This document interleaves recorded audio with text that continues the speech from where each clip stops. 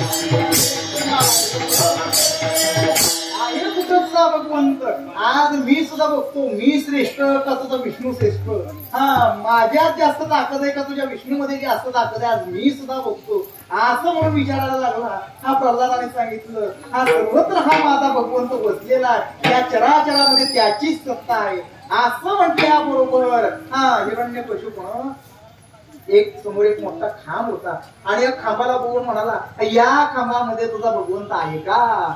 आहे का म्हणल्यानंतर त्या लेकराने स्पष्टपणे सांगितलं की म्हणले या खांबातच काय तर या चराचरामध्ये आहे म्हटल्यानंतर माझा भगवंत या खांबामध्ये सुद्धा आहे. राग अनावर झाला आणि राग अनावर होऊन हा हिरण्यकशिपूने काय केलं, या रागाच्या भरात त्या खांबाला लात मारली. दुर्जन तो लाथ मारी खांबा, दुर्जन तो लाथ मारी खांबा,